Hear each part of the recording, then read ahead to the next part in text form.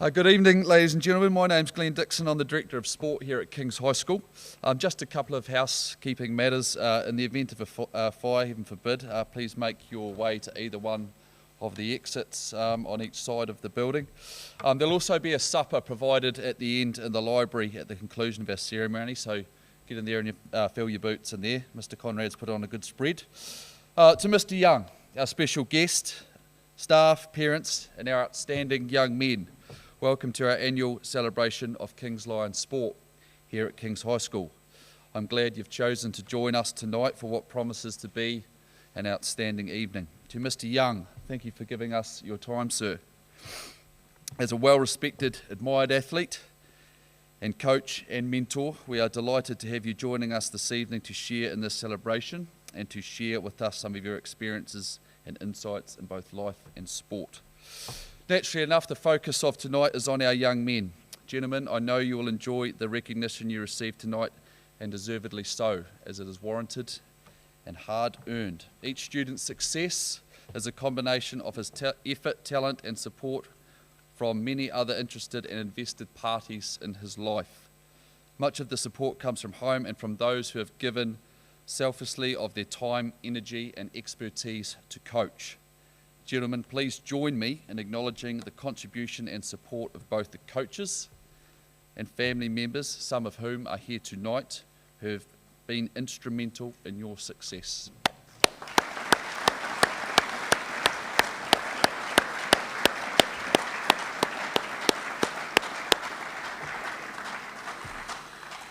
We're going to begin tonight's proceedings with the Service to Sport Award. So I'd like to ask our esteemed Manager of Sport, Mr. Conrad, to come forward and present these awards. These awards are in recognition of students who have made a significant contribution to their chosen sports through their commitment, longevity and willingness to give back through a variety of channels. There are 4 groups receiving these Service to Sports Awards tonight. Please hold your applause until the entire group is on stage. And Group 1, can you please make your way forward now?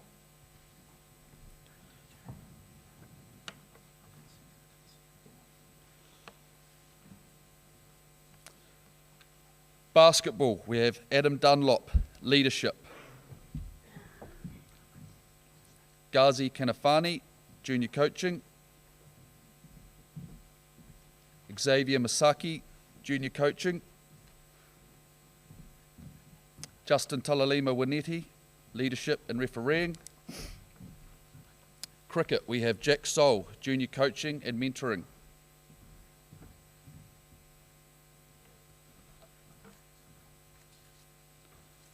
Group 2, can you please come forward?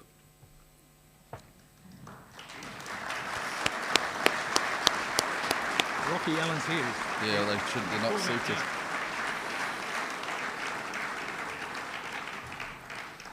Cross country, Rocky Allen, mentoring. Football, Ollie Bates, junior coaching. Eric Bracey, community coaching. Eden Brummett Rodriguez, community coaching. Jack Caldwell, community coaching. Sam Caldwell, community coaching. Zach Chisholm, community coaching. Jonty Davidson, community coaching. Ryan Foster, community coaching. Ryder Guthrie, community coaching. Hugh Jack, community coaching.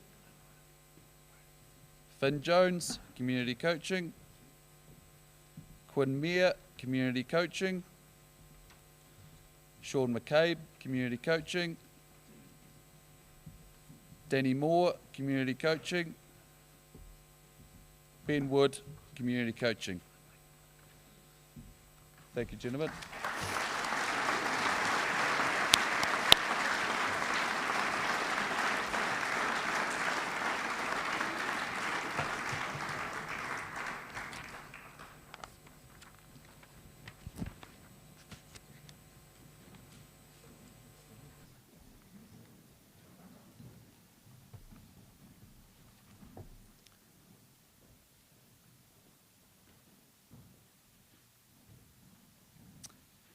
Group 3, can you please come forward?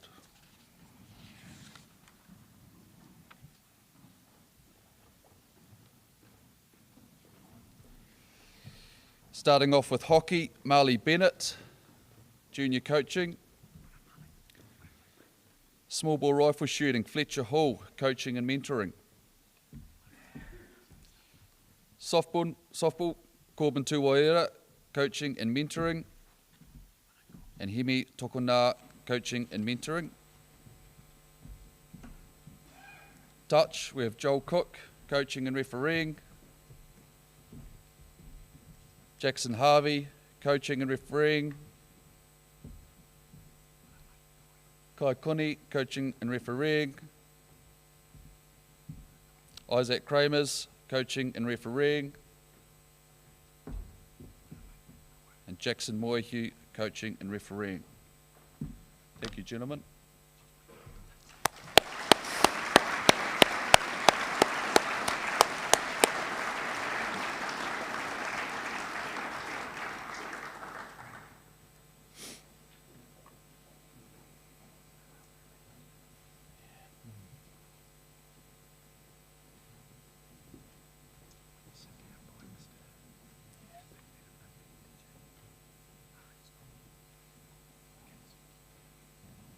Group 4, can you please come forward?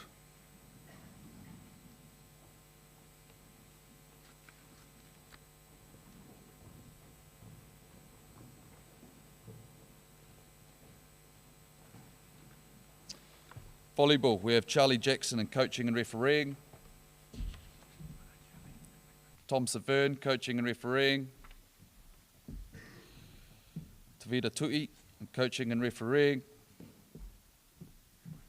Water polo, Noah Brummer, coaching. Ted Menzies, coaching and refereeing. And Mitchell Wheeler, coaching. Thank you for your service, gentlemen.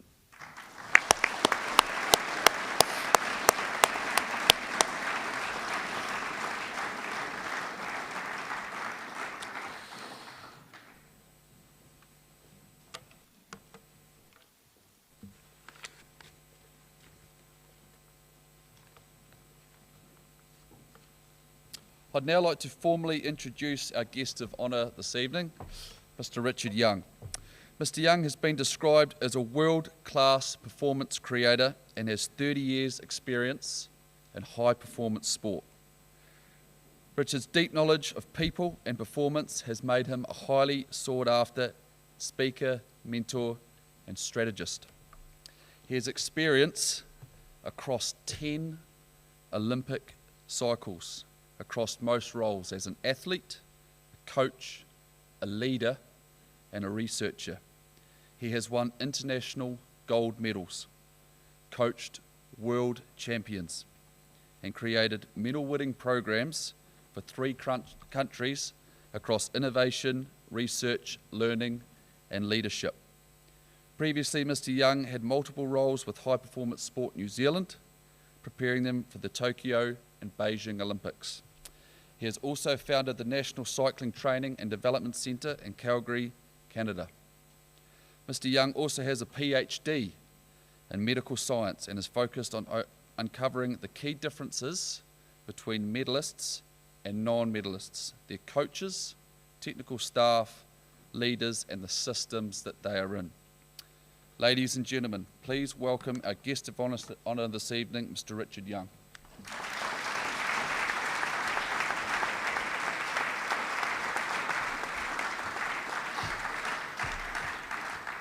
Hey, thank you.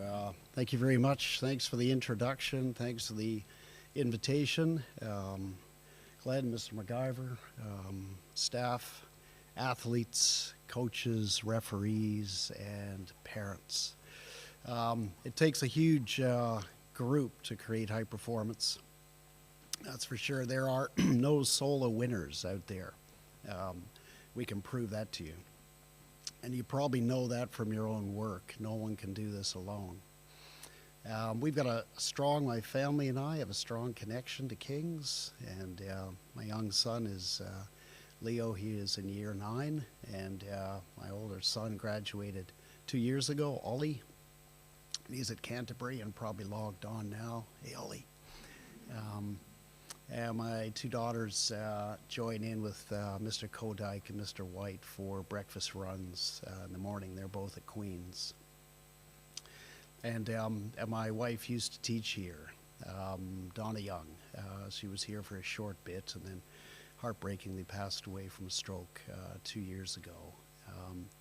And we met, her and I, at Olympia in Greece, so right in front of the Emperor's Box from the start of the 776 BC Games. That's where we happened to meet. And it's a program called the International Olympic Academy, and it's mostly athletes. She was there for Scotland, I was there for Canada. But you talk about the social aspect of the Olympics, not the medals. A ton of medalists there, but you talk about the advantage of the Olympics. There's a lot of flawed problems with the Olympics, for sure. It can bottom out budgets for countries and things, but overall it's a festival. And so I became fascinated early about the Olympics, very early. And even built a little bobsleigh track in my backyard with my dad in Toronto. And I'm thinking, I think I can get to the games. So I ended up finding my niche in cycling. And so I got to Seoul and then became a coach and coached the women's team for Canada. And then I got into technology and innovation. That's where my grad program was in. It was mostly innovation, innovative physiology, innovative tracking, and developed a program for the British team, technology innovation, that's still running, and it's contributed to dozens of medals. And it was mostly about getting Formula One and military components into Olympic sports. It was fascinating stuff, and that's how I ended up here. So the Kiwi team wanted the same program. And what I realized was I was a distraction, really. I was arriving with all this gear, and suddenly everybody was interested. Hey, we need that. We need those recovery pillows. We need the ice baths. We need the carbon wheels. We need the GPS, but the athletes weren't fit. The coaches didn't know how to plan, and there were fundamentals. And I started to consider, okay, what's the real basics that's needed in the sport? So I started to assess and measure, and Kiwis, being innovative, wanted to know what the ancestral lineage is of medalists and non-medalists. And because I was fascinated in that, we pooled all this data. And so for 6 Olympics, I've been measuring the differences between medalists, non-medalists, and sustained performers. And wrote a book about it called Simplify. And there are patterns in sustained performers that others don't have.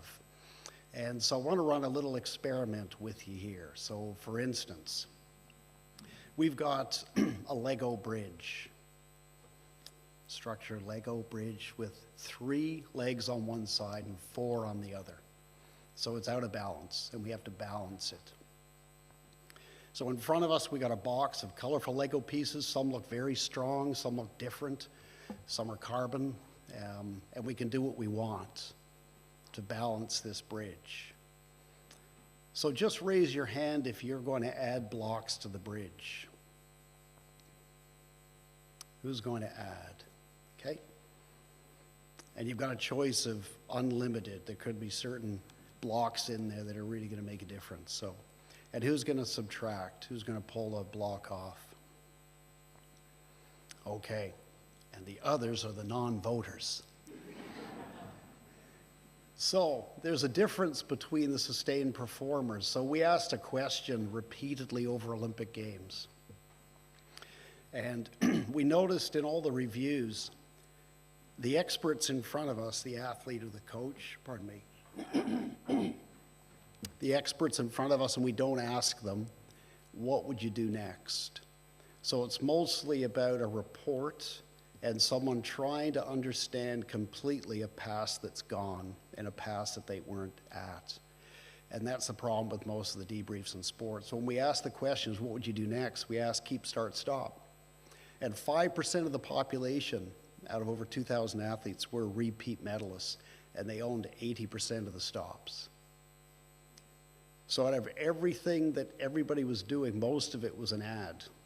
And as I was doing that innovation program, I realized there's a compulsion to add, and it is human nature. And the research was done at Stanford and MIT on our predisposition to add more and more and more. It's a consumer society. There's all sorts of reasons for it.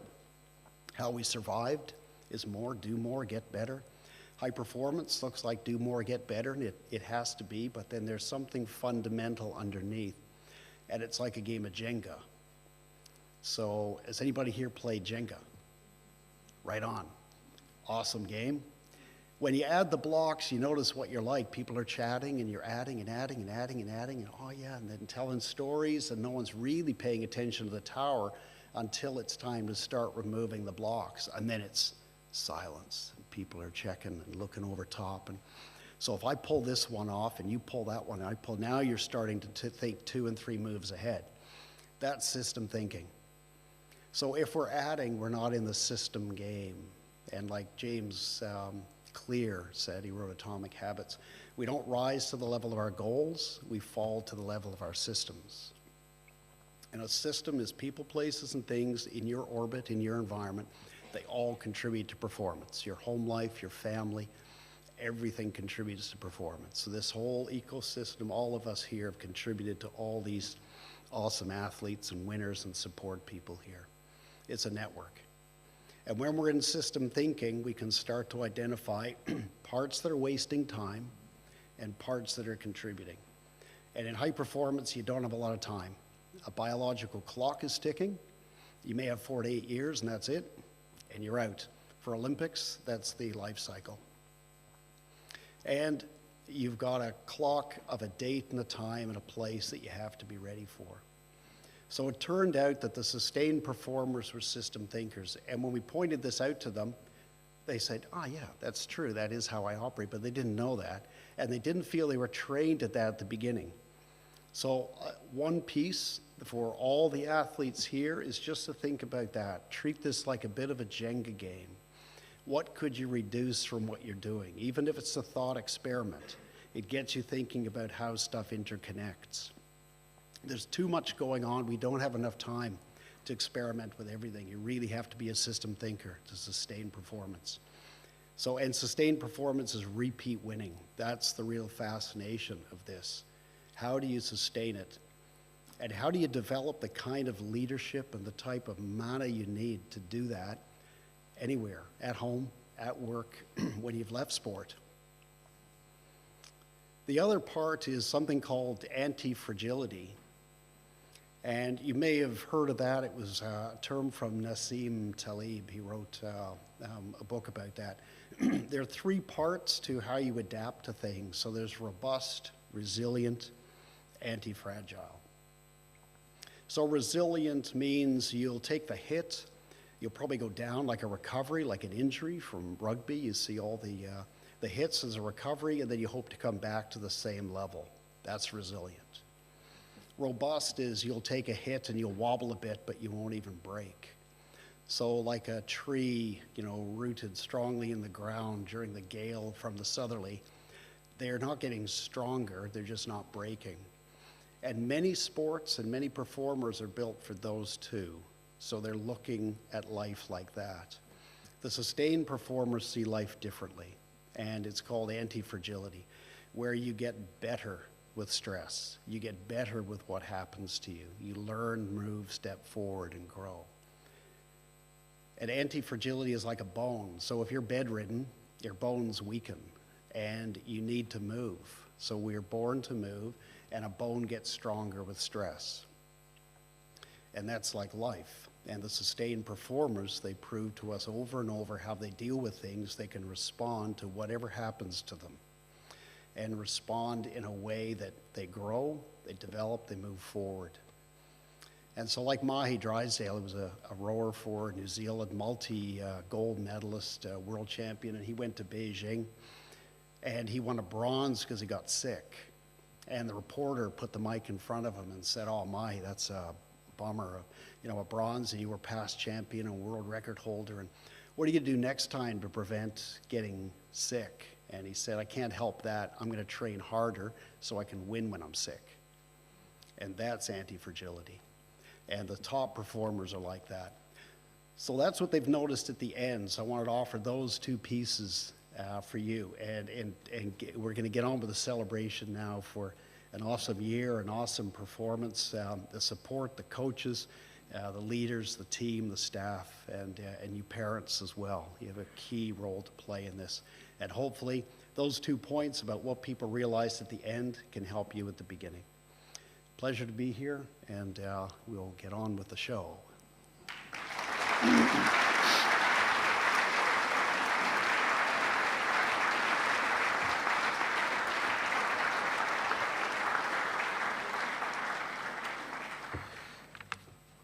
Well, yeah, part of our vision at Kings is to be the school of choice for sport and sports performance, and I'm sure there's many, many people in this crowd, mate, who are just exceptionally interested in what you had to say there, because you put some things to us that haven't been put to us like that before, so thank you very much. Can we give Mr. Young another round of applause, please?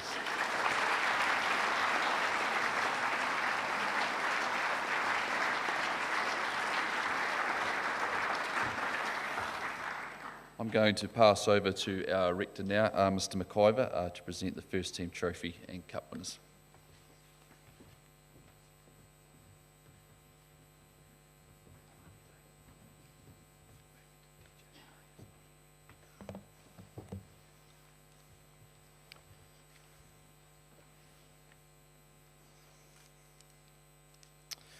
Right, kia ora tātou everyone. Great to have you here with us this evening. And before I begin to read the trophy and cup winners and teams, I want to thank Richard Young for joining us tonight, for sharing his immense sporting wisdom. I also want to thank Glenn Dixon and Dave Conrad for their preparation of tonight.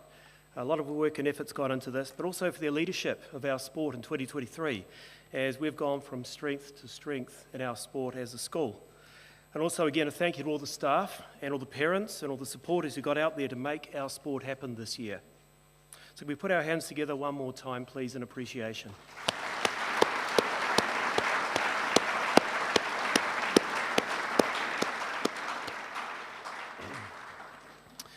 I do want to give added recognition to this important man sitting to my right, Glenn Dixon, who finishes, as many of you will know, at the end of this term. Thank you for being such a top man, Glenn, who's worked so well and so hard since 2019 to take King's Sport to the top. Glenn leaves King's Sport in a very good state and poised for further greatness. Glenn will remain in our aspirational rugby environment and will no doubt continue to follow our fortunes across the codes very, very closely. Now to our first team trophy and cup winners. We will integrate the sports trophies, cups, service to sport and Otago and South Island representation into these first team awards. The way it will work is I will begin by calling each first team forward to wait at the base of the stage. That will be followed by a brief overview of each team's season. The first student to be called across stage will be the team captain. He will then be followed by those students who are receiving trophies and awards. And finally, we recognise the remaining team members with a certificate and a badge for their year in the team. I ask that you hold your applause until the entire team is on stage. And we begin with athletics as presented by Mr. Dixon.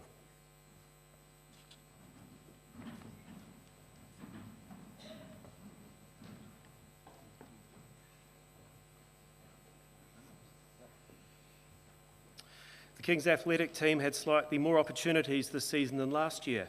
The athletics events that took place from the calendar were the Otago Secondary Schools Championships, where we entered 60 athletes, and the South Island Secondary School Athletics Championships, where 13 athletes competed. This resulted in some very good performances right across the age groups. Hopefully next year, this very young squad will show their undoubted potential even more as they rise to new challenges. All the best to those attending the New Zealand Secondary Schools Athletic Championships in Christchurch in December. First up, Hugh Jack. Senior champion, the Dr. R. Finley Allen Cup, and recipient of the 1500 metre senior champion, the Kings High School Old Boys Association Silver Jubilee Cup. Alex McDonald, the senior pentathlon champion, which is the Lindsay Family Cup. Alfie Harvey Weatherston, the under 16 1500 metre, which is the JCH Somerville Cup. And now to our team members. Tian Coetzee.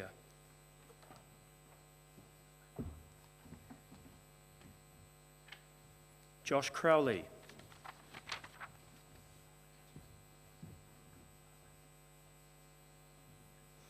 Ali Colpin.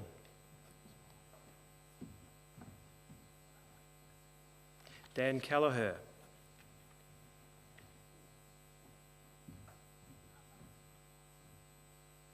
Cooper McLean.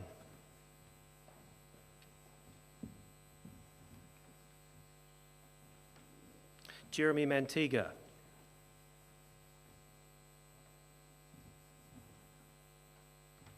Brodie McQueen.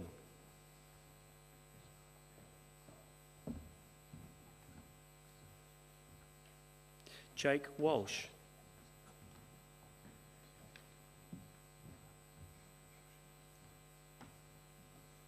Thomas Weatherall.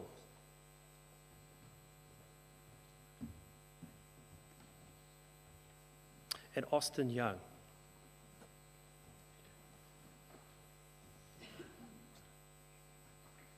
Congratulations, everyone.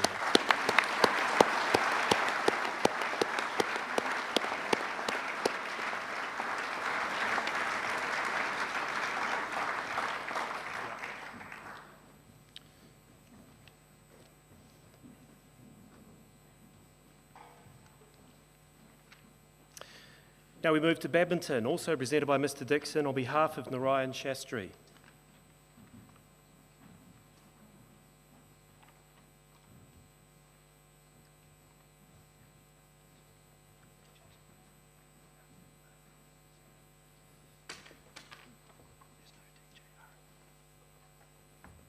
Badminton continues to be popular at Kings, with 9 teams representing us in the local competition. And the Senior A team finished second in the local competition.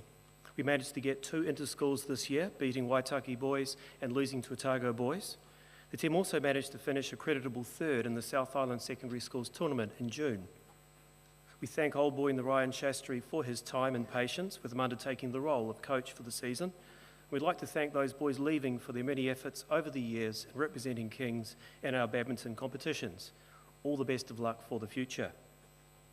First up, we have William Blakey, and he receives the Graham Shastri Trophy for Badminton Excellence. Ian Tan, recipient of the Kings High School Champion Challenge Cup.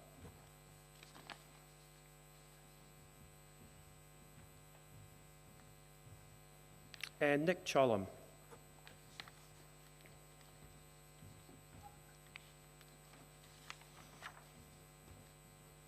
Well done.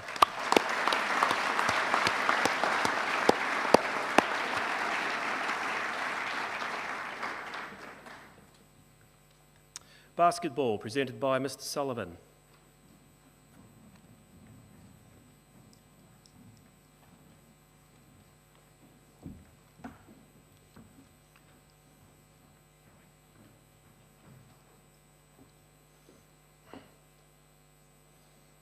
No shortage of height in this team, is there?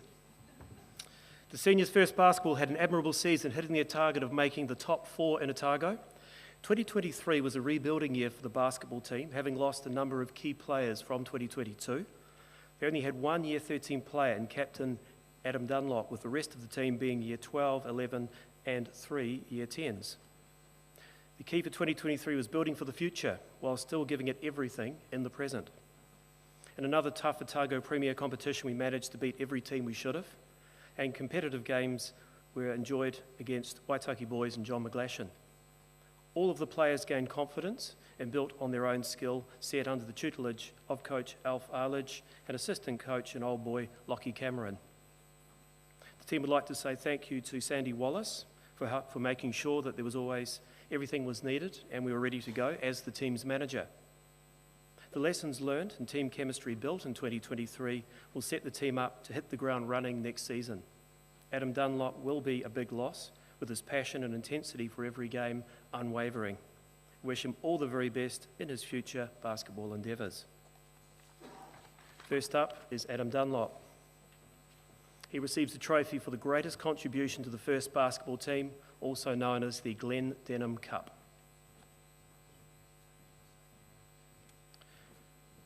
Xavier Masaki, Most Improved Player trophy for the first basketball team.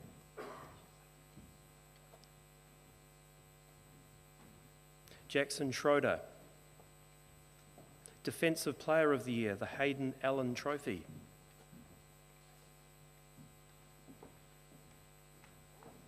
And to the team, Kevin Acero,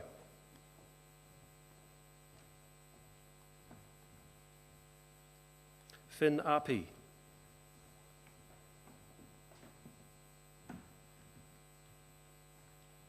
Louis Green,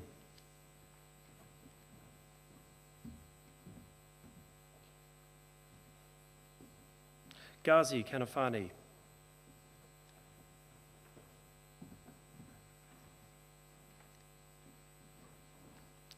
Eddie Larson,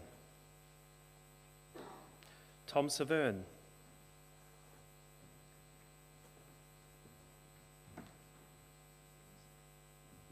Justin Talalima Winetti,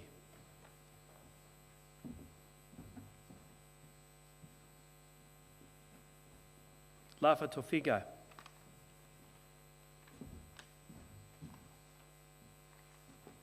and Troy Wirahiko.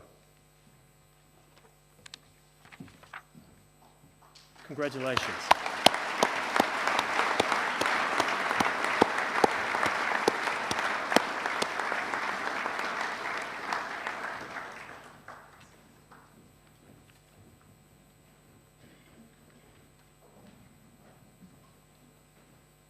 Now to cricket, as presented by Mr. Scott.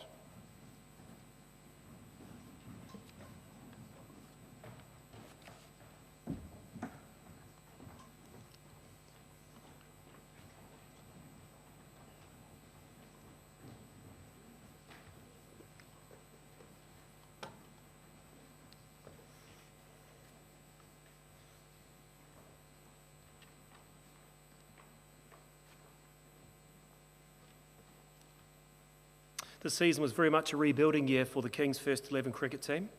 We had over half the side depart, with Year 13 students finishing, which provided the opportunity to blood some younger players for the season ahead. We performed creditably in Dunedin's second grade competition, winning 6 of our 10 games, but our inter-school showings were extremely disappointing. We're looking forward to late November when the school is taking 28 cricketers on a tour of Brisbane to play some really good sides, the first time we have toured since 2018 in cricket. First up, we have Jack McDonald, winner of the Warwick Larkins Memorial Trophy for contribution to the first 11, and the highest batting average in the first 11, the Cleveland Cup.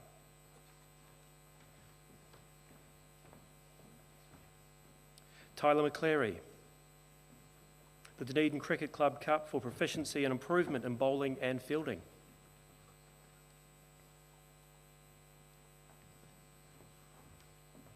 Ruben Potgieter, the H. Sinclair Cup for best catch of the season.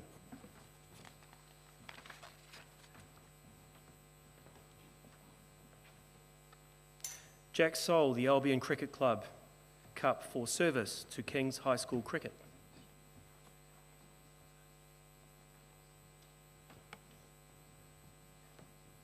Now to our team, Nathan Bagg.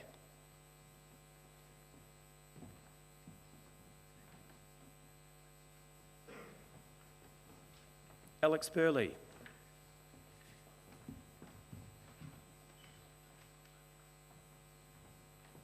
Ushi Caldera.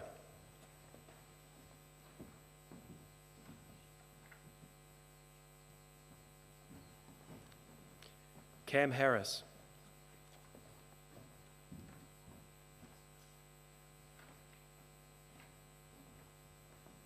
Harry Hawken.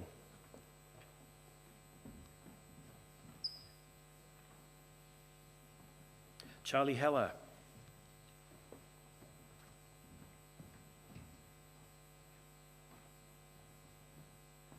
Jake Hill.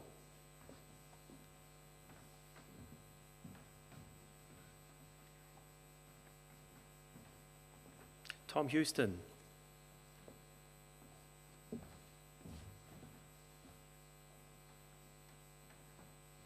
James Marshall.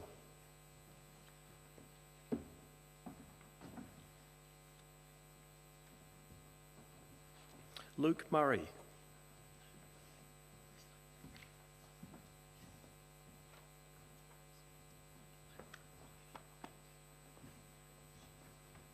Henry Smale.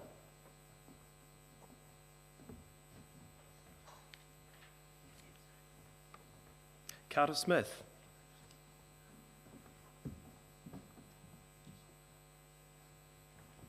And Charlie Stewart.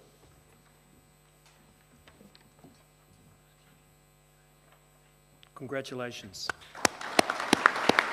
Well done.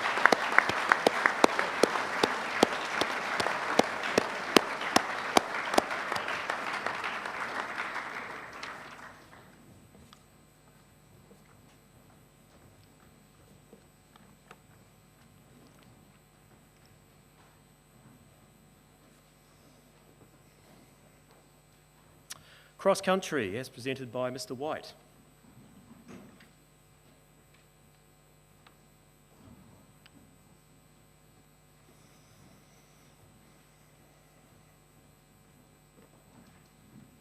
This has been a great year for our cross-country team, celebrating success, well, all across the country. This success would not have been possible if not for the input we've had from some dedicated staff and returning members of the school community. Your dedication is truly what makes our team so special, and if you were not there, nothing would be able to happen. An extended exclamation of gratitude is due to Jeff Anderson, our head coach and physiotherapist, who put on weekly training sessions for free, using his own time for the betterment of our team. Grant Kodike, who retired from teaching last year, was also able to drive us to our competitions in Dunedin. We're extremely grateful for the additional support to the team you both gave.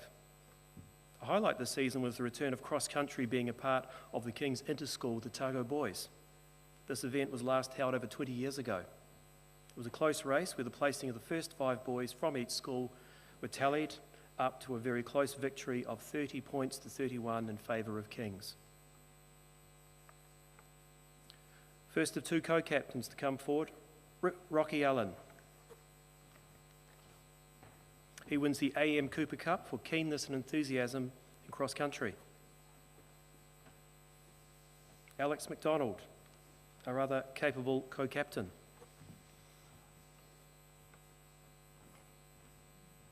Hugh Jack, winner of the Caversham Harrier Club Cup for the senior fastest time.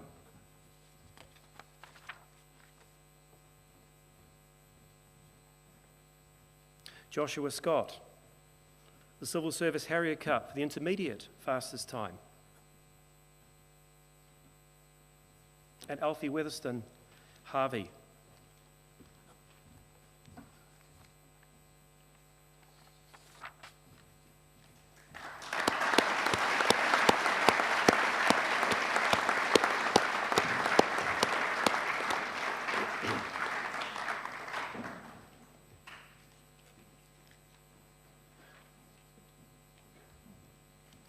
Now to football, presented by Mr. McPhail.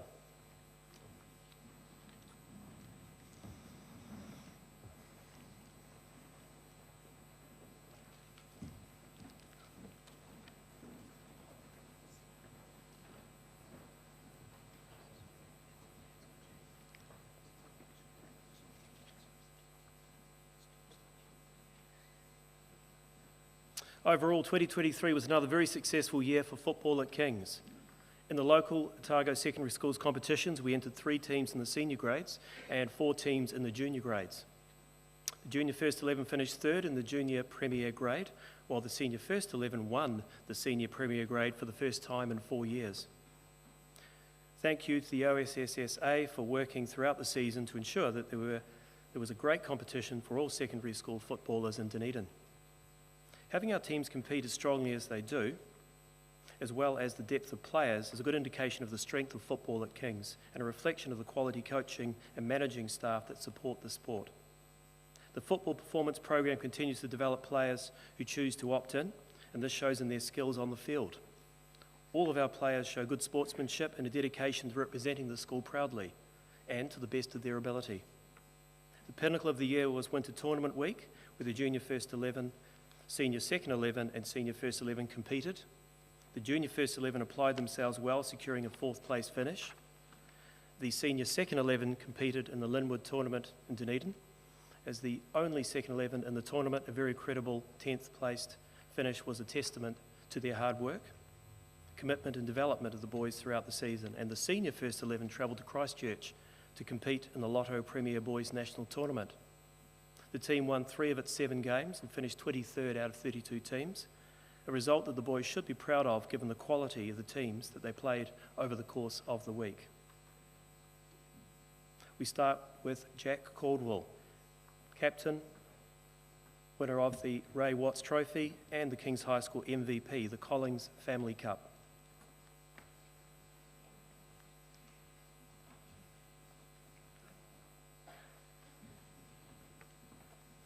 Hugh Jack, the Brooks Trophy, also known as the Golden Boot for the first 11.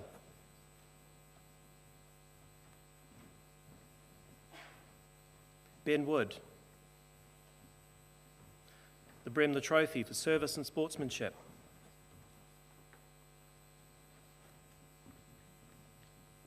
And Danny Moore, most improved player in the first 11, the NH Taylor Cup.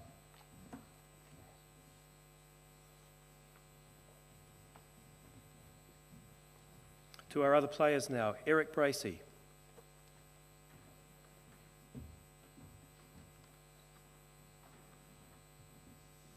Blake Carter,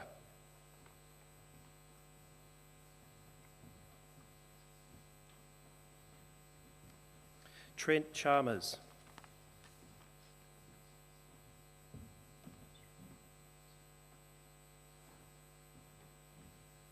Zach Chisholm,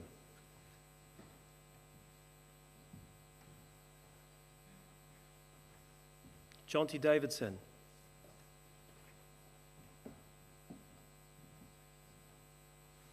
Adam Dunlop,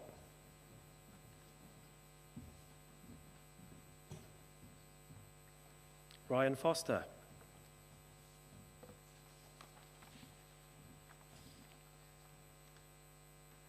Matthew Larson,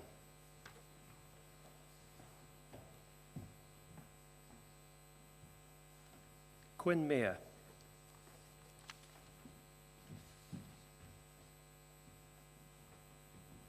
Sean McCabe,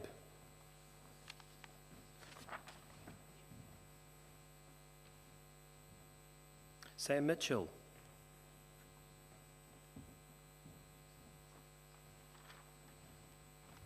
Danny Moore, Joshua Scott,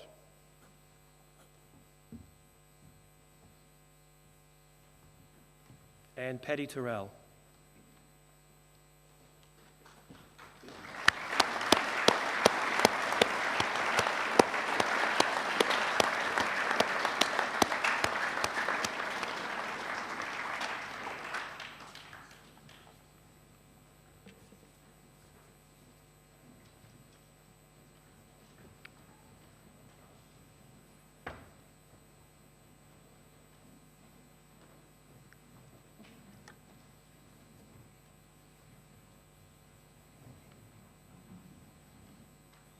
Our next sport is golf, presented by Mr. Dixon.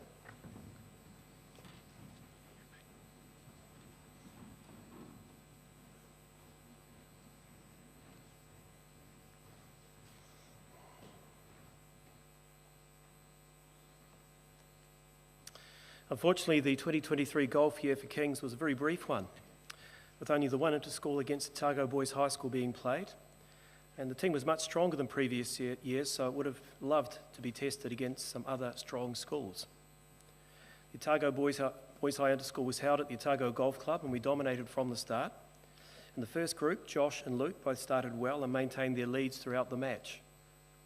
Josh won 4 up on the 15th hole, and Luke 2 up on the 17th. With Kings just requiring one more win to claim victory, both Kai and Will's matches went down to the very last hole. Will on debut narrowly lost his match, and Kai calmly won the hole to secure victory over our arch rivals. Kings took the 3-1 win, giving us a reason to celebrate. It was our first victory over Otago boys for some years in golf. With all the players back for next year, the team looks strong once again and giving us a good chance to head to the national tournament. First up, we have our captain, Luke Murray.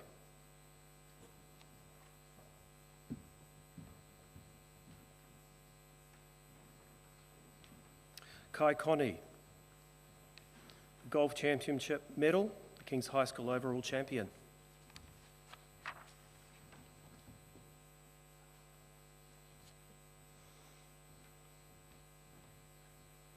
Joshua Scott, the Russell Jones Cup for Most Improved Golfer.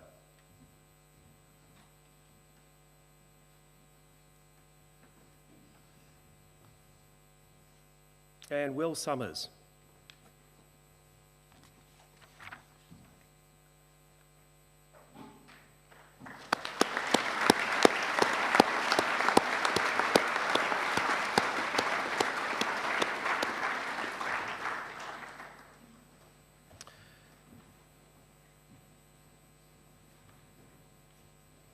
First 11 hockey presented by Mr. Ross.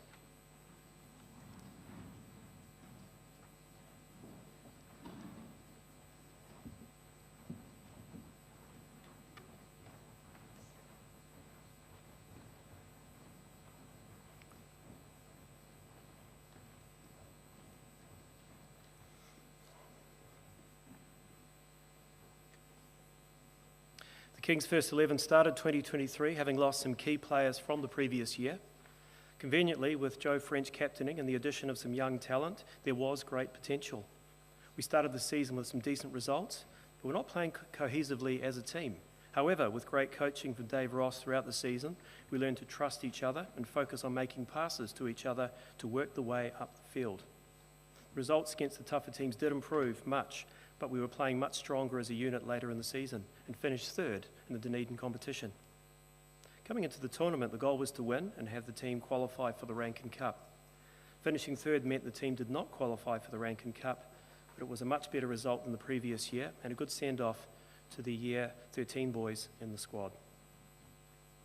We start with Captain Joe French, who wins the Otago Indoor Hockey Association Most Outstanding Player in First 11 Hockey.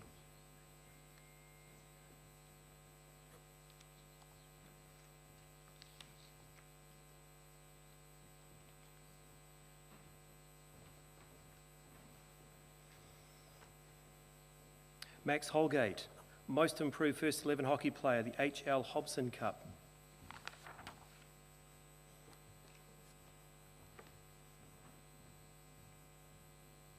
To our team, Jack Albin.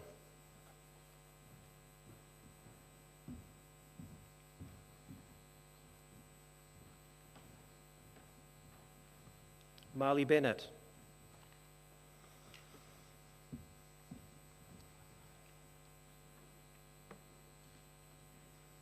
James Broderick.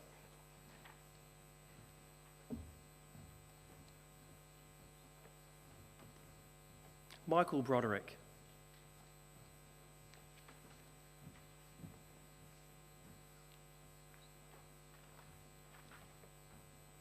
Alex Burley.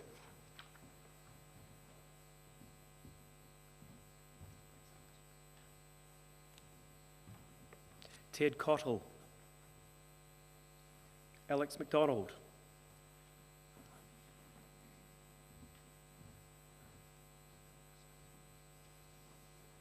Charlie McIver.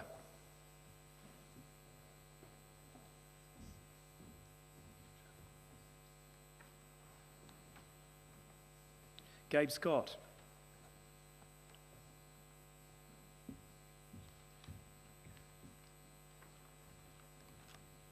Harlem Smale.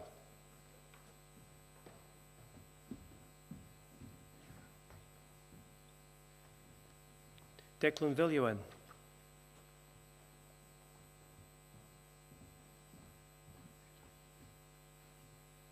And Alfie Weatherston Harvey.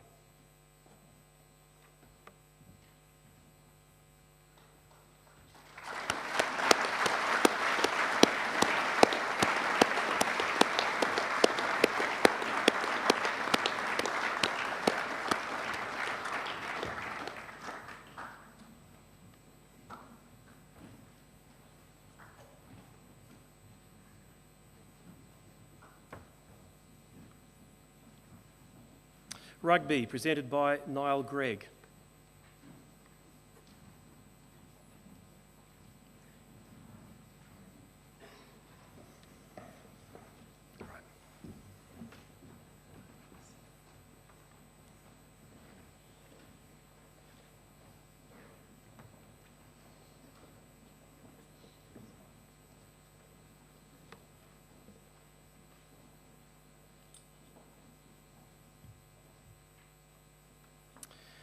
The first 15 season had some real highs and lows. Emphatic wins and, more importantly, outstanding performances saw the first 15 win their opening 2 games with a total tally of 110 points for and 0 points against. However, a terrible injury run forced up to 12 members of the squad to sit out key games, and so disappointing losses to Otago boys and Southland boys followed. Round 2 brought about more consistency with some excellent individual moments and fast-paced running rugby in games against South Otago and Whakatipu, as well as much better performance against Southland boys. However, the game of the round was the inter-school win against Otago boys, winning 25-14 on Littlebourne, the first inter-school win against OB since 2007, an extremely proud day for all involved and for the school. First 15 then travelled to Invercargill to face Southland boys in the semi-finals. A poor start to the game was ultimately what cost us that day. We fought until the end and won the second half, but the damage was already done. Full credit goes to Southland boys, who not only were the better side on the day, but also went on to win nationals to become the #1 ranked side in the country. Post first 15 season, there were many reasons to celebrate. Nearly every member of the first 15 squad made an Otago representative team at under 16, under 17 or under 18 respectively. Torino Jackson was selected for the New Zealand 16s boys rugby league team. 7 of our first 15 were then selected to represent the Highlanders schools team. Even more impressive is the fact that for the second time in King's history, we had 2 members of our first 15 selected for the New Zealand schools team in the same year. These 2 were Quinton Holland and Dylan Pledger, who played all 3 games for their side, defeating New Zealand Barbarians and Australian schools on 2 occasions. Tremendous achievement for these 2 players. We're also very proud and can't wait to see what the future holds for both of these young men. And a massive thank you must go to the coaching and management team, families, friends and supporters, and of course all of the boys who contributed to the successes of this team in 2023. We begin with our co-captains. First up, Tom Lewis.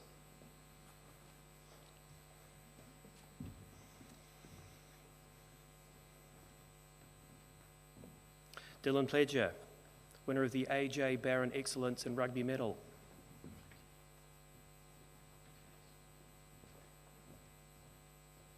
Quinton Holland, the Dunbar Cup, Outstanding Achievement in Rugby.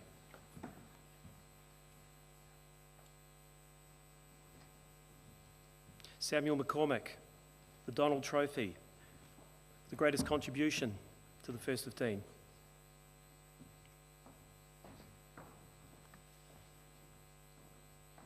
Max Miller, the Morris Carson Cup for the most improved player.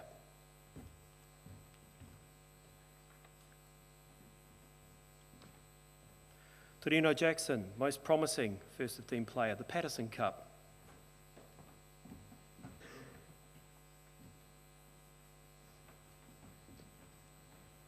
Jake Palmer, the J. Hall Memorial Cup and Scholarship.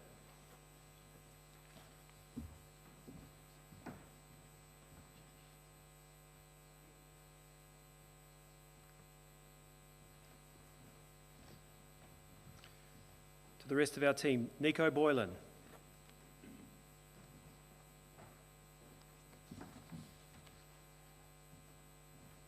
Riley Boylan.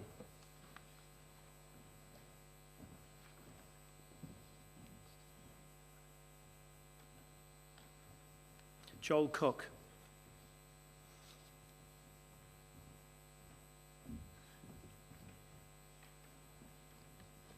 Phil Joseph Alasara.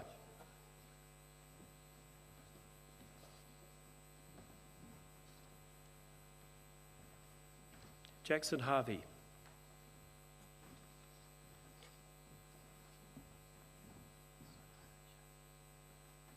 Jake Hill.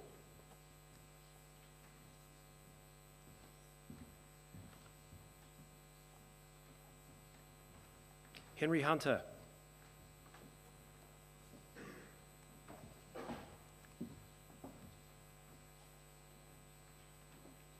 Isaac Kramers.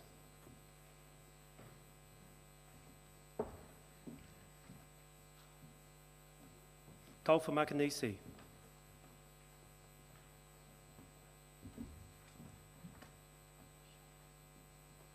Leua Mataafa.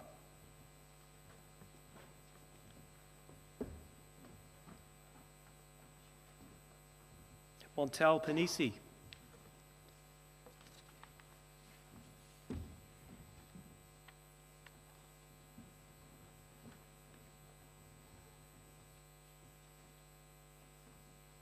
Justin Talalima Winetti.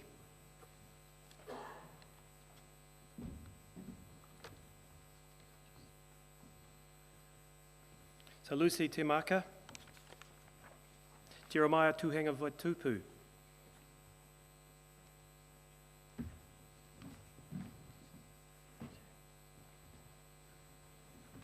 And Kalani Vanisi.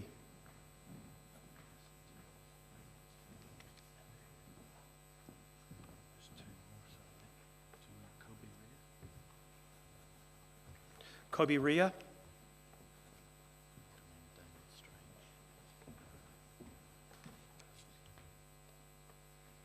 And Daniel Strange.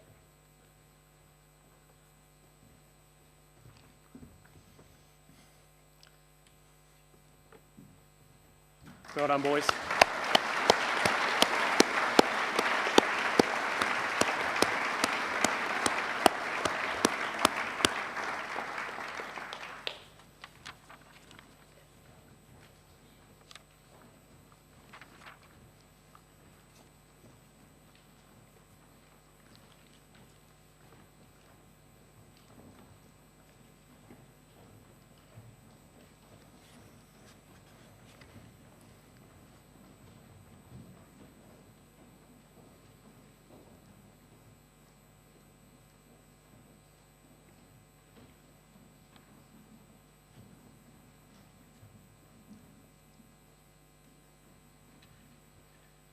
Small bore rifle shooting presented by Mr. Les Bell.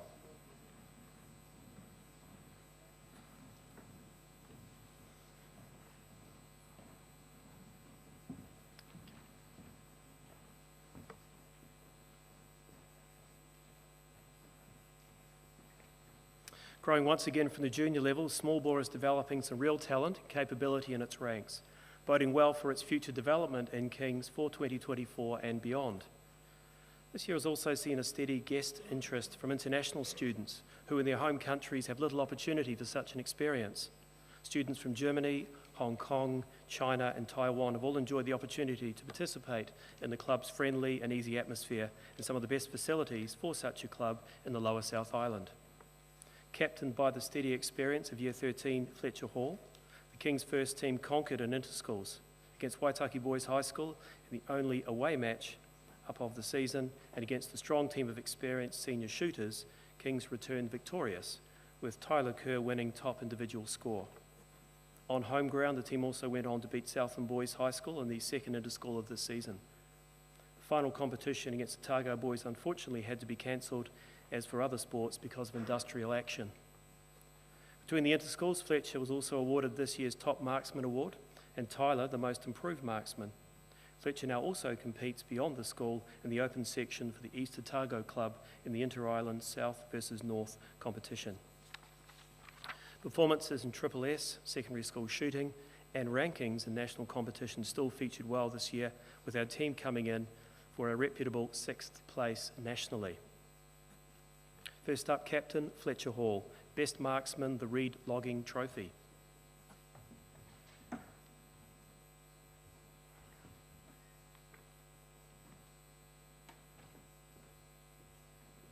Tyler Kerr, Most Improved Marksman, the Challenge Cup.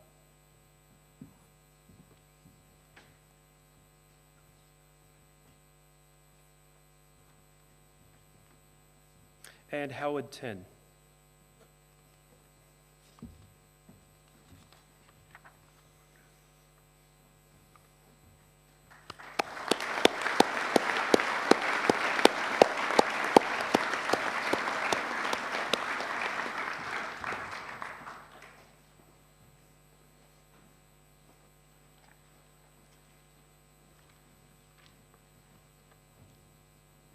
Softball presented by Nathan Hill.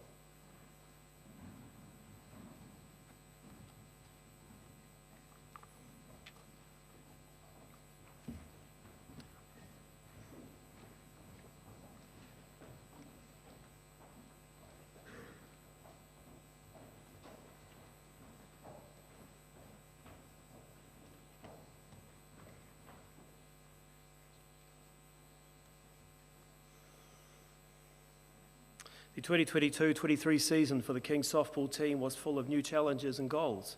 In 2022, the side went back-to-back for secondary schools pre-Christmas competition and taking it out, once again off the back of some clinical performances throughout the team. This year, Kings has the highest number of players signed up, with 2 teams set to play in the season ahead. However, with there being very few other schools competing in the Otago Schools competition, we may not get consistent game time, an ongoing frustration for all of the boys. This year did include an inter-school for the first time in many years with Shirley Boys High School. And a massive thank you must go to old boy Nathan Hill and his father Doug Hill for coaching and managing the team. We start with Corbin Tuwairua, Kings High School Most Valuable Player Trophy.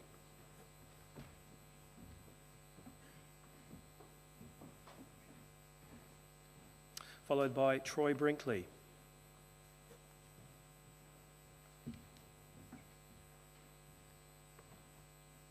Ben Calder.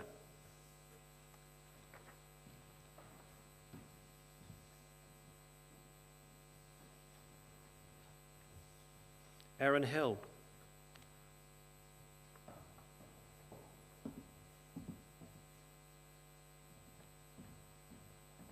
Charlie McIver.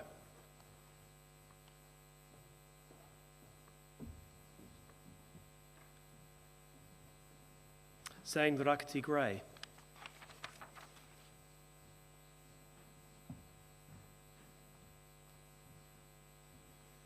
James Stewart. Lafa Tofiga.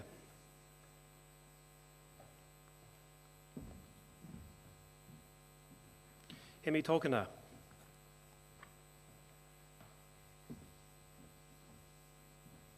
And Troy Witahiko.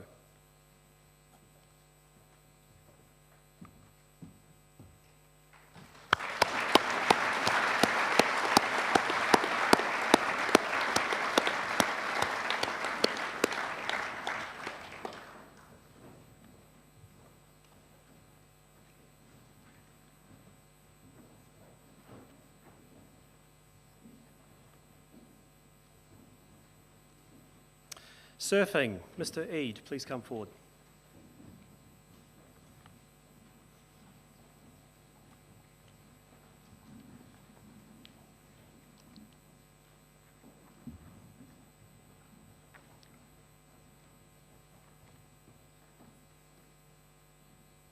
The surfing inter-schools this year were against Shirley Boys High School and Waitaki Boys High School. Both were won by Kings, with the Waitaki Boys fixture being special because it was the first inter-school surfing competition in living memory. Kings High School ended up winning the event in fun conditions at St Clair on a beautiful sunny day. The boys competed using the surfing tag team format, and their best individual 2 scores contributed to the team's overall score. Karen Gabbett, the captain of the team on that day, was the top performer for Kings. In the Southland Boys Interschool, the boys travelled up to Whariakiaki Beach and took on some challenging conditions with plenty of swell, but a swift side shore wind.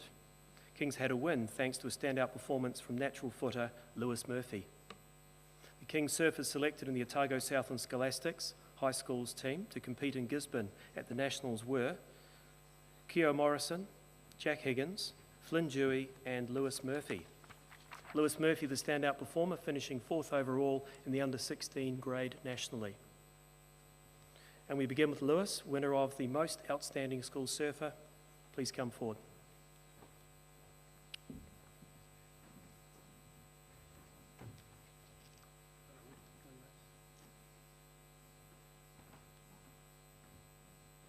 Flynn Dewey.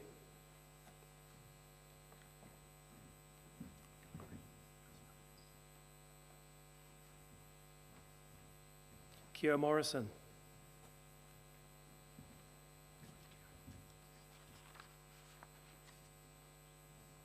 And Flint Sherborne, France.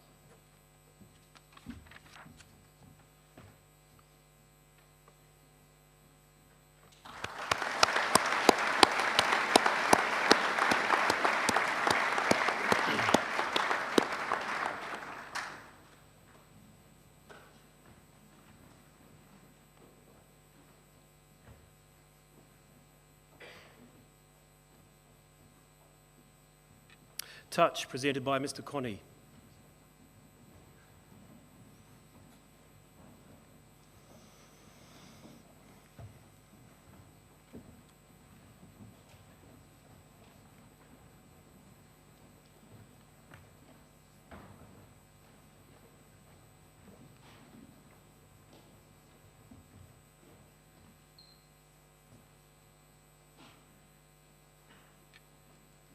In December, the team went to nationals with high expectations.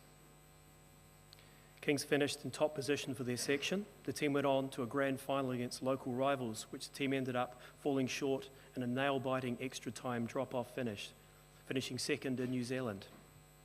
The start of the 2023 season looked promising, with the team having 8 Otago age group representatives and 2 players selected in New Zealand age grade teams, with Dylan Pledger being selected in the New Zealand under-18 side and Jeremiah Tuhanga Vaitupu being selected in the New Zealand under-16 side. The season started off with 2 annual interschools, with a win versus Shirley and a loss to Southland Boys in the lead-up to the South Island Secondary Schools tournament. The team went on to win the South Island Secondary Champs. The team is currently in preparation for nationals in December, where they are looking for another strong placing. Dylan Pledger, Most Valuable Player, the Connie Whanau Cup.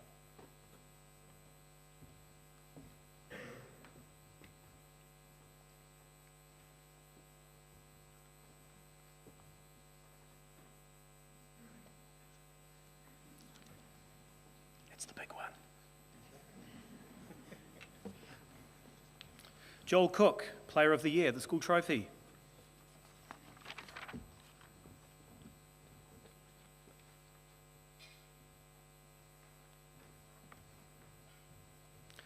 Tyler Matua, the Kingsman Trophy.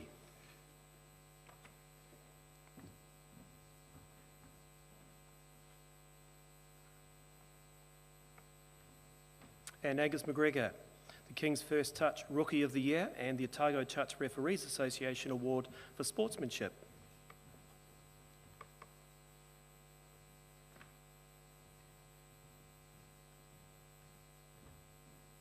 Then to Ketis Gray.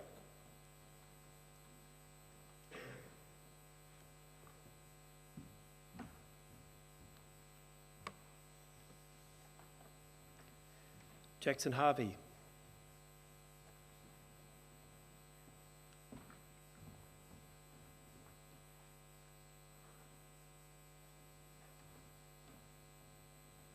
Kai Connie.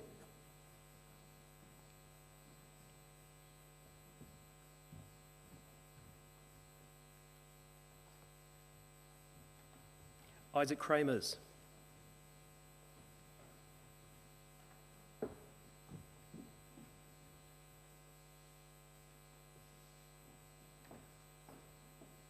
Lucas Kramers.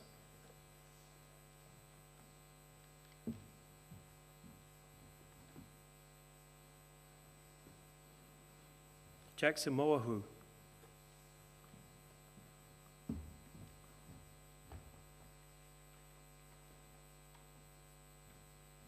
Jack Proctor.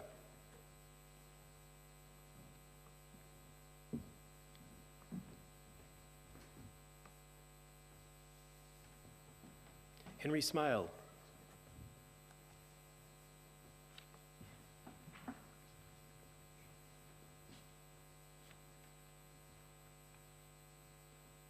And Jeremiah Tuhanga Vaitupu.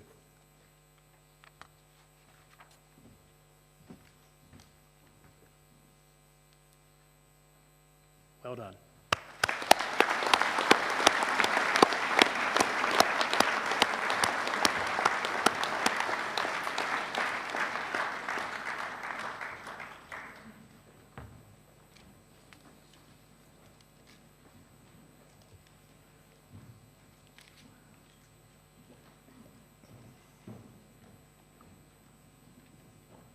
Now volleyball, presented by Mr. Turner.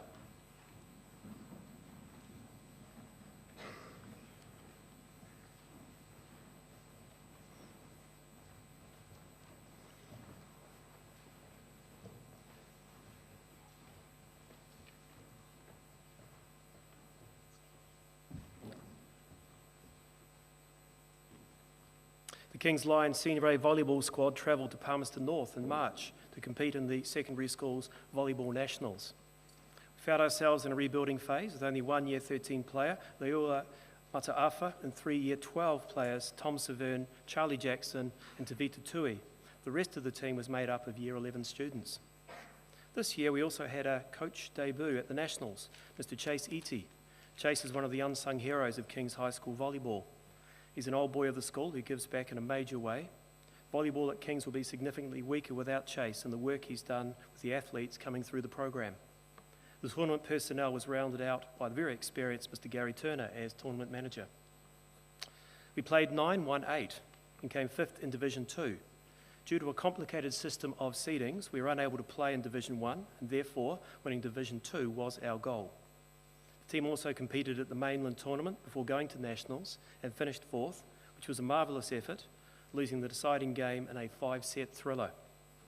Our volleyballers won the Otago Secondary Schools Monday League in 2023, beating Bayfield High School in the final.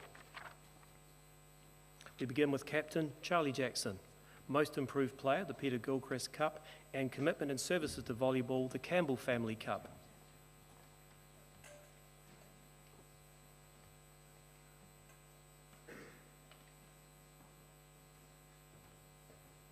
Tom Severn, Most Valuable Player Cup.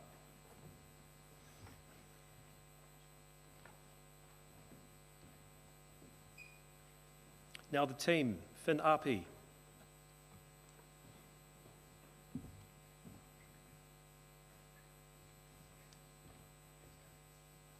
Luke Brinkley.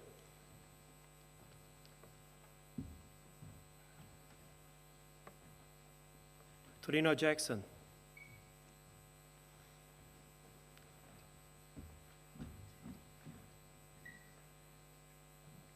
Leua Mataafa.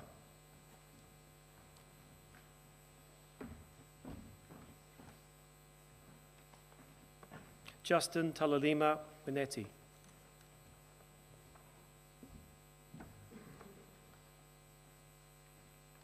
Tavita Tui.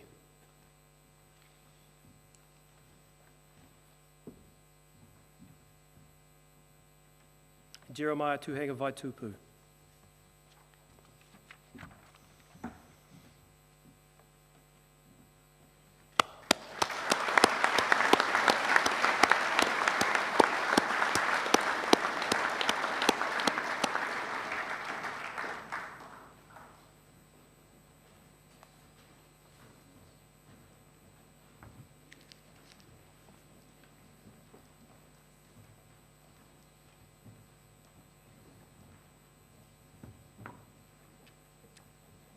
Water polo presented by Cam Ennis.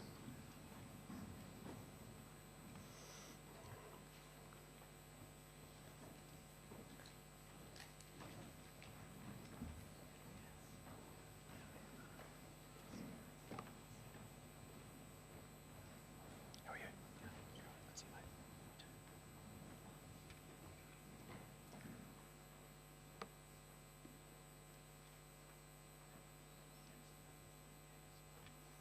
In 2023, we welcomed 7 very keen Year 9 players to our program.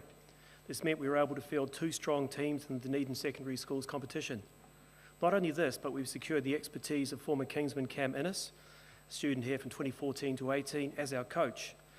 Cam played for Kings, and he is part of the Otago Water Polo Senior Men's team. He's also coaching an Otago team. With 4 key players leaving Kings and the Lions team from the Lions team from 2022, there was room for some new players to be promoted from the Cambridge team. The returning players were Aidan Blair, Noah Brummett, Ted Menzies, Daniel Wheeler and Mitchell Wheeler. New players included William McFarlane, Alfie Weatherston Harvey, Jack Albin, Kaylin Agnew, Charlie Baldy and Angus Harold. The team played in the boys' A grade and dominated throughout. We had 2 inter-schools. Southland Boys was played in Invercargill. We were able to get in 2 games. The result was a 1-1 draw. However, we had a better goal difference. And Shirley Boys High School was played in Christchurch and was a real unknown for this team, but we came away with 3 wins. We attended the South Island Secondary Schools tournament in Christchurch and were in a tough pool and learned a lot of good lessons from the experience. Our juniors also head to the Junior South Island Secondary Schools Water Polo Tournament in November. Captain Mitchell Wheeler, most dedicated player, winner of the Tony Graham Trophy.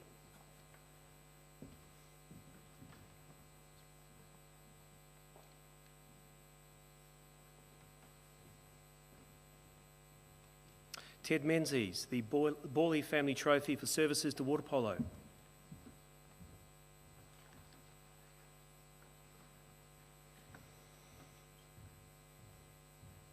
Kaylin Agnew.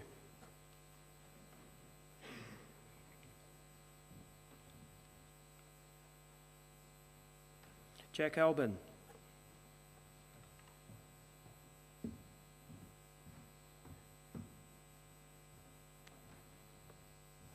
Charlie Baldy.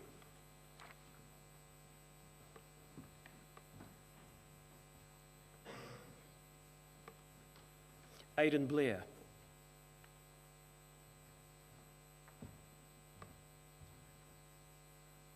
Noah Brummett.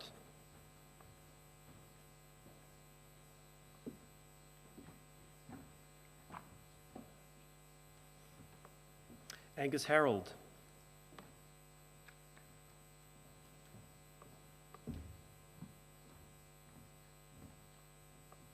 William McFarlane.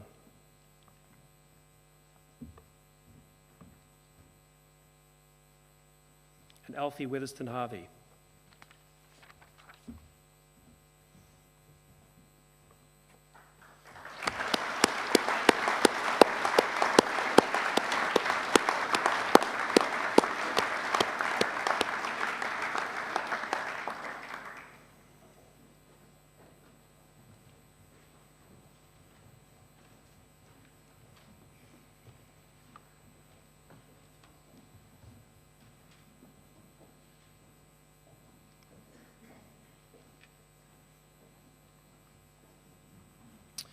There are some young men whose sporting achievements need to be recognised who do not feature on one of our first team presentations. At this point, I'd like to invite Mr. Young forward to the stage to present the next set of trophies.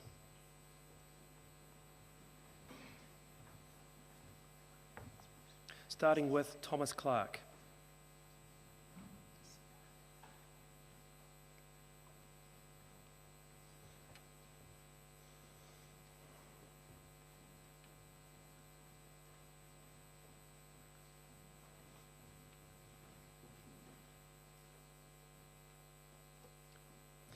Thomas receives the Most Outstanding Senior Player Trophy for ice hockey.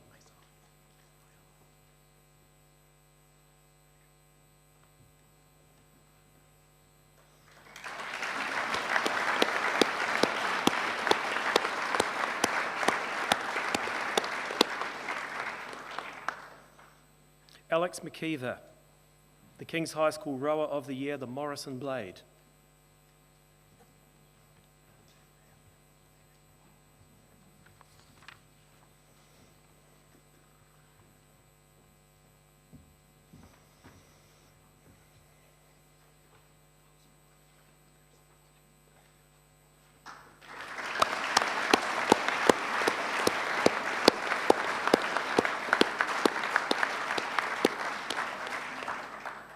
And Alfie Weatherston Harvey, the KWR Glasgow Cup for Swimming Senior Champion.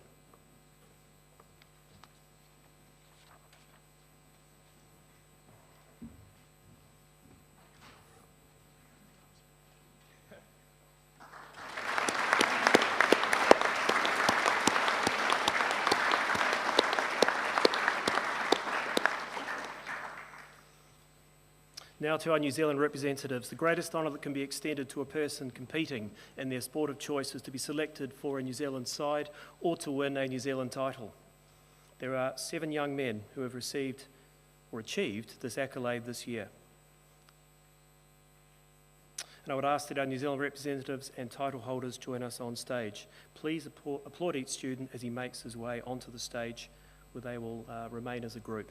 We start with Jiu-Jitsu and Luke Brinkley, national champion of the juvenile men green 73 kilogram.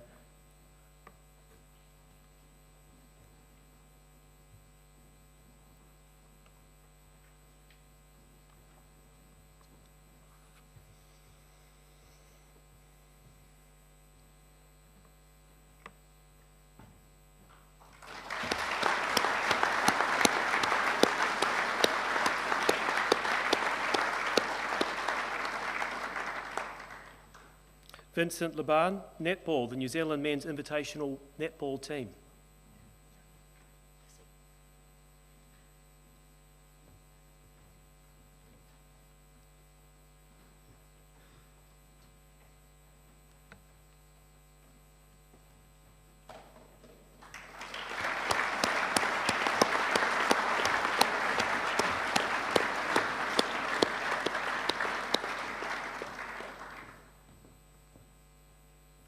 Quinton Holland, New Zealand Secondary Schools rugby team.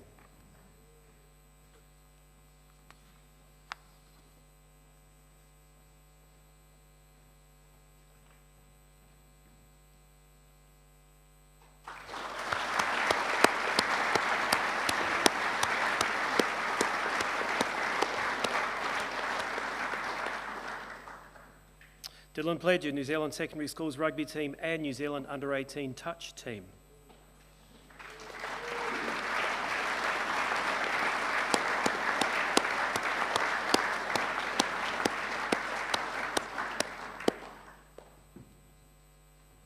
Torino Jackson, New Zealand Aotearoa Whanui League team, rugby league.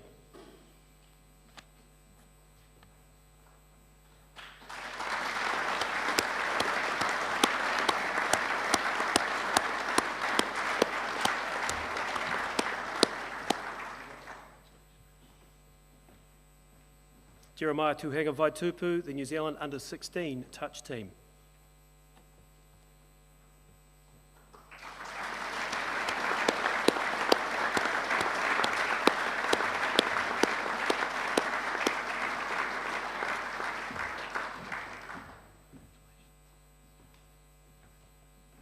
And Jeremy Mantiga, the Under-15 men's 73 kilogram class champion for weightlifting.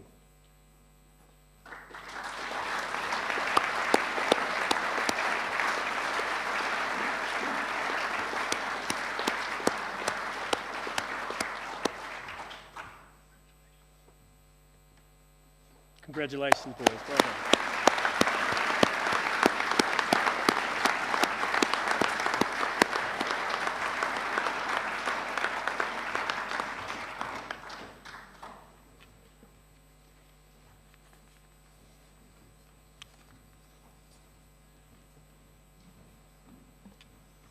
We now move to the Team of the Year award. It's worth noting that an enormous amount of preparation is undertaken to ensure our teams can go to South Island and national tournaments to perform to the best of their ability. Our footballers took their place in the National Premier Lotto tournament, finishing 23rd. Hockey competed in the Johnson Cup in Christchurch, taking home 3rd place.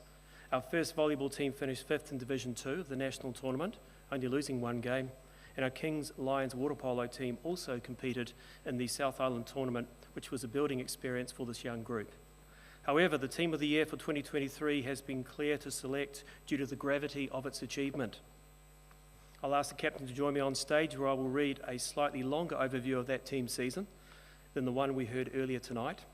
Then the successful captain will come forward and receive the trophy for the Team of the Year on behalf of his team, as presented by Mr. Young. The winner of the Team of the Year award is the Kings Lions Touch Firsts.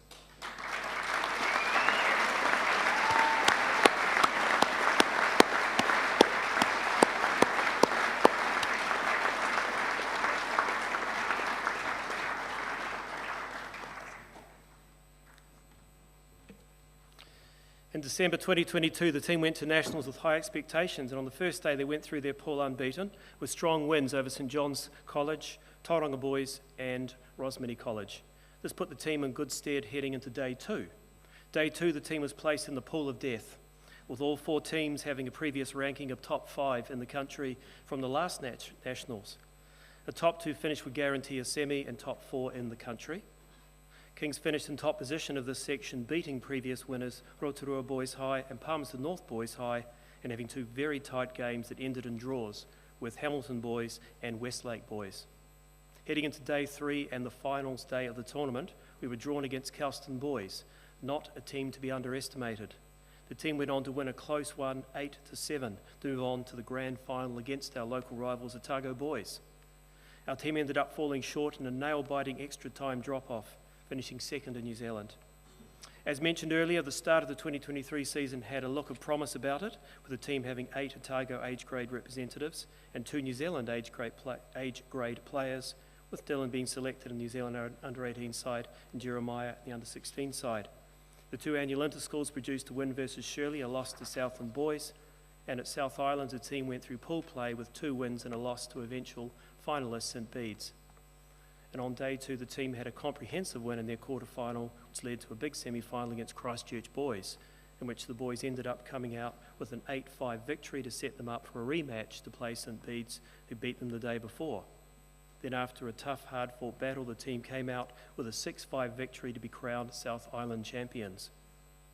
What makes this team and program even more special is that in the last 9 South Island secondary schools tournament meets, Kings has made the final 7 times. And out of these 7 finals, 2023 is their 4th South Island final title. The team is currently in preparation for Nationals in December, where they are looking for another strong placing. Congratulations to the First Touch Team 2023 Team of the Year.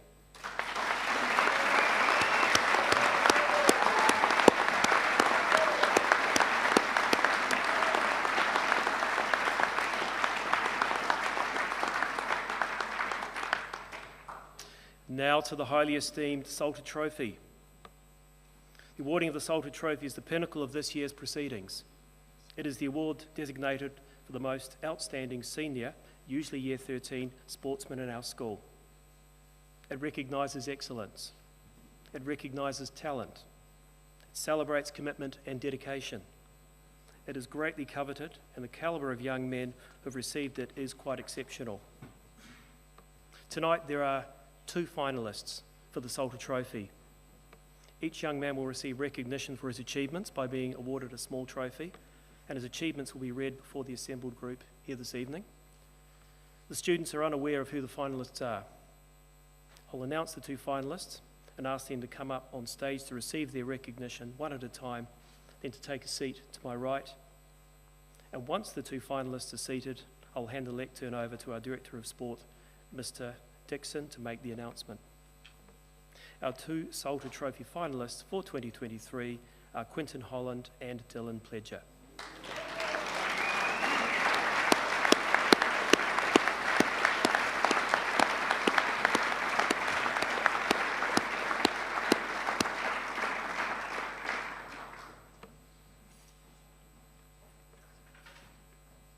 Our first finalist to come up on stage is Quinton Holland.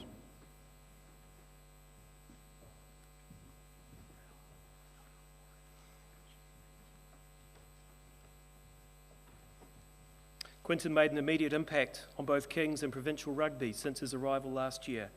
He was selected for the Highlander school team little more than 2 months after his arrival in Dunedin. This was a tremendous achievement that showed just how talented Quinton really is. As well as being talented, Quinton is also exceptionally hardworking.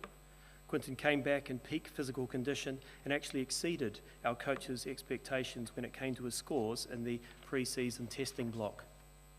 Quinton is a terrific leader. He found a really good balance between knowing when to have a laugh with his teammates and when to hold them to account. He can be fiery at times, even with his own teammates, but never took it too far. Quinton is extremely well respected and looked up to by other players. Therefore, it's no surprise to them that Quinton was named as one of the vice captains for the first 15 this year, a role in which he has thrived. We've seen Quinton guiding and helping his teammates before, during and after training sessions, and more so than we have seen any other leader in the first 15 recently at Kings. On the field, Quinton is very versatile. He can play lock, 6 or number 8. Quinton's excellent footwork allows him to find space in the opposition defence. This resulted in him scoring numerous monumental tries this year. Even when he wasn't scoring, Quinton found enough space to punch through with carries, gaining momentum for his team. He was also adept at keeping the ball alive through his offloading game. Quinton was the best offloader in our competition and one of the best in the country. As well as this subtle skill set, Quinton has grown a lot of physicality in the past year. All of this hard work, combined with his natural ability, has not gone unnoticed. Since joining Kings last year, he has made the first 15 both years, been selected for Otago under-17s and Otago under-18s, and Highlander schools for the past 2 years. However, most noteworthy, Quinton was selected for the New Zealand schools side this year, which is the absolute peak of schoolboy rugby. Quinton played in all 3 of the New Zealand schools side games, 1 game against the New Zealand Barbarians team and 2 tests against the Australian schoolboys, all of which they won. It is fantastic to see that the move away from home is paying dividends for Quinton and that he is writing his own legacy. Congratulations.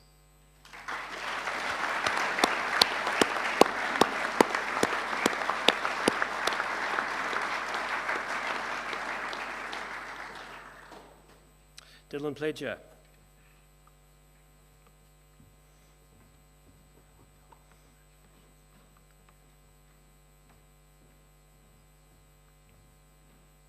Dylan is without a shadow of doubt one of the most gifted young sportsmen to walk through the gates of Kings. Mr. Dixon stated that Dylan was, and I quote, the best rugby player he had seen at his age. And First 15 coach Niall Gregg stated that he would have to agree. Dylan is fast-paced, extremely fit, agile and able to step off both feet, making him a nightmare for the opposition to defend. He is extremely skillful. He can pass with speed and accuracy, can kick off both feet and is a very prolific goal kicker. And what is equally as impressive as his athleticism and skill set is his mindset. Dylan is intelligent, calm and level-headed.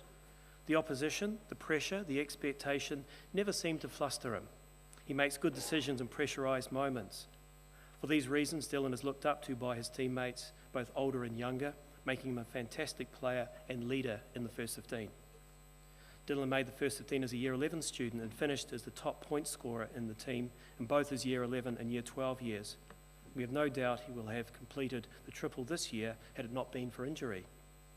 Dylan has represented Otago at under 16, under 17 and under 18 level.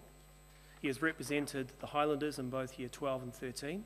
Most notably, Dylan is the only Kings First 15 member to ever make the New Zealand Secondary Schools team as both a Year 12 and Year 13 student, representing his country on 6 occasions and scoring 2 tries. A truly unbelievable achievement that is a source of inspiration for younger Kings Lions. Dylan is also a gifted touch player. Having 92 caps, he is the 2nd most capped player we have had at Kings, and if you include all of the men's games that Dylan has played for Kings in 5 years, then he would have played over 200 games for our team. Dylan is the complete package in this sport. He's a role model, a leader, an athlete, a player of honest and good character, and he is a contributor to the development of others. All through Dylan's junior years, he has coached his peers in touch, providing them with skill development ideas that allow them to get up to speed and to advance in the sport. This carried on into his senior years, where he made numerous contributions to Year 7 and 8 visitors to Kings, coaching potential students in the sport. He assisted the Year 9-10 TAC sessions and junior first team as a coach. He has been a great resource to have, as it's like having another coach in the team. Dylan's leadership is showcased by him fronting up in all aspects of the team, whether it be training, camp organisation and chores, as well as performance. Dylan's tactical awareness assists his peers' learning, and he's a great contributor and analyser of the game. In fact, some of our new defensive pattern strategies and attacking patterns and moves were run past Dylan to see what he thought before being implemented, allowing the team's leadership, coaching and managing team to have added confidence in them. Dylan's physical prowess is second to none. He has speed, superior fitness and power off the mark. His open play agility is also worthy of mention, making him a rare combination and a defensive nightmare. And this has been highlighted in many national champions, but also campaigns, but also the open men's level, where he was awarded MVP for the Otago men's team. His physical attributes allow him to be both a defensive and attacking threat for our team, and his presence lifts those around him. He's also a charismatic, mature and honest young man, exemplifying those characteristics we hold dearly as a school. He's also easygoing, respectful, and has a positive character in the team. Congratulations to Dylan, our 2nd finalist for the Salter Trophy.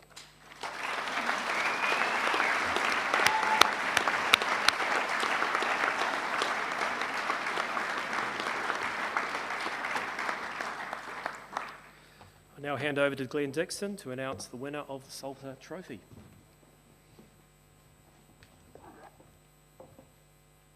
Thank you, Mr. McIver and Mr. Young. The recipient of the Salter Trophy tonight will take his place among many outstanding sportsmen who have received this accolade over the past 43 years.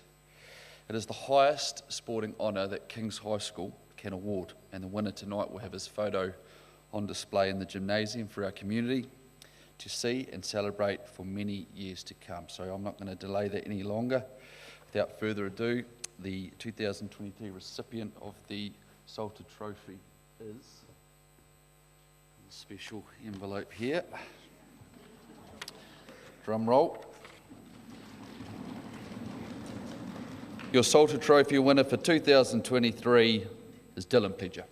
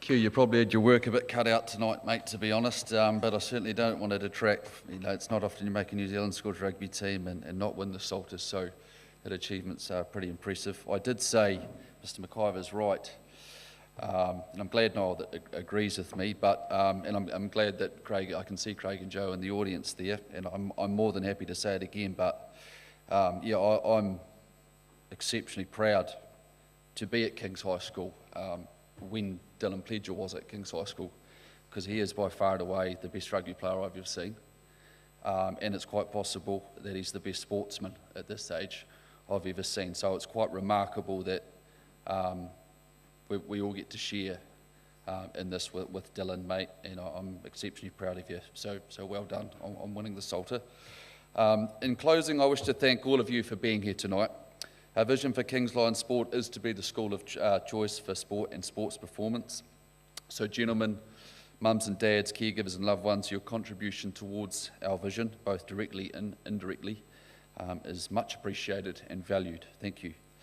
For those of you moving on from the den, you still have a part to play in influencing the choice for the next generation of Lions. So please keep performing in your chosen sports.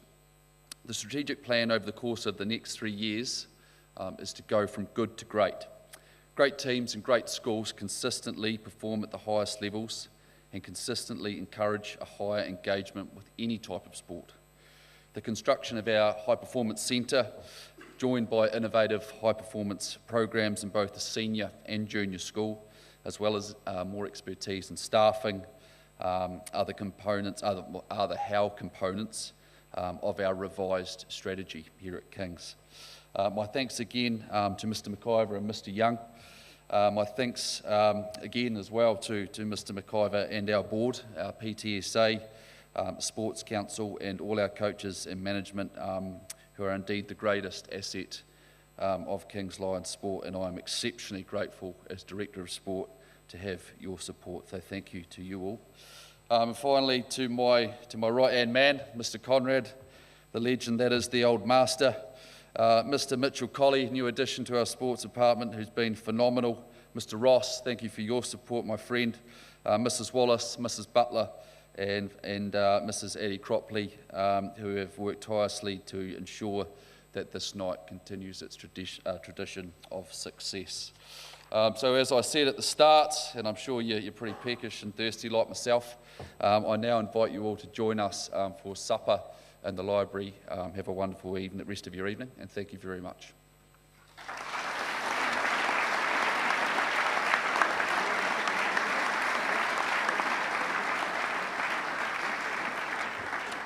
Gentlemen, could you open up those doors over there, and parents, if you could please go first. Parents, mums, dads, grandparents, friends.